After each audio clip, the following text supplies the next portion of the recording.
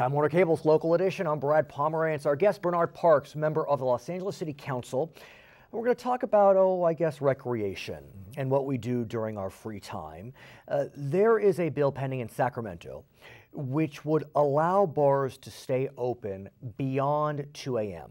That's the law now. A certain member from San Francisco would like to extend that to 4 a.m. What's your sense of that bill, sir? Well, I put forth a motion to oppose it by the City of LA.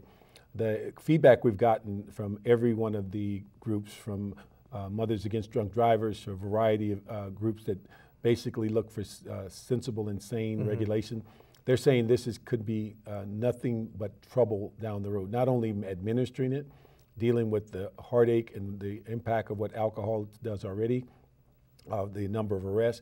What was interesting on some of the comments, most people were zeroing in on extra 2 hours of drinking. People could be drunk on their way home. A lot of people looked at it differently, and they said, what about drunks coming to work because they've only stopped drinking 2 hours ago? So it does not have any positive. And when you look at the narrative of the bill, the whole purpose is to raise revenue and create convention cities throughout the city of LA. I haven't read the bill. Could it be that certain portions of the bill would allow municipalities to make their own decision? That's true. And that's what the bill says? That's what it says. So would you be opposed to that by definition? I mean, LA could vote no, but what if San Francisco wants to vote yes? Well, if they vote yes, the dilemma is as we know with a lot of issues dealing with jurisdiction, the lines are blurred.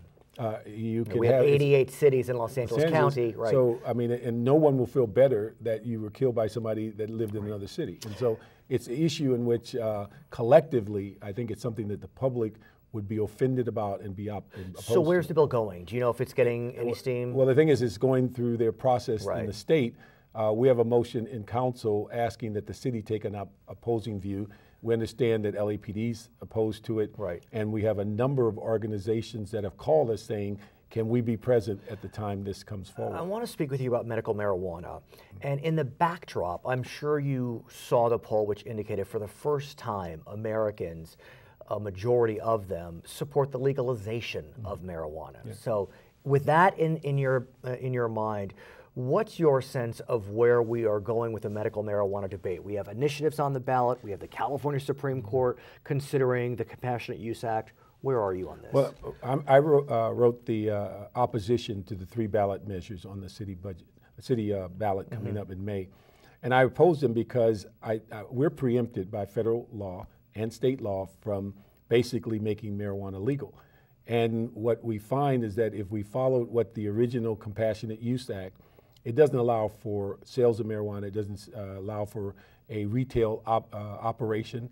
It talks about a small number of people coming together in a collective. Right, nonprofit collectives. Working amongst themselves, not where you open it up to other people. But do talk to me, though, about what appears to be a shift in public attitude toward marijuana.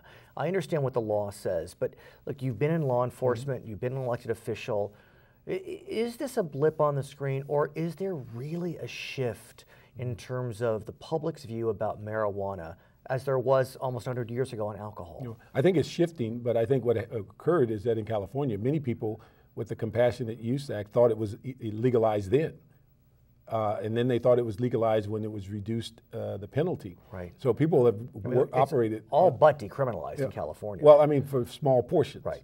But again, the way you create medicine in the United States is you go through the FDA, and the way you deal with preemption on the federal level is you go to the DEA. Of course. His name is Bernard Parks, member of the Los Angeles City Council. I'm Brad Pomerance. Thank you so much for watching Time Warner Cable's Local Edition.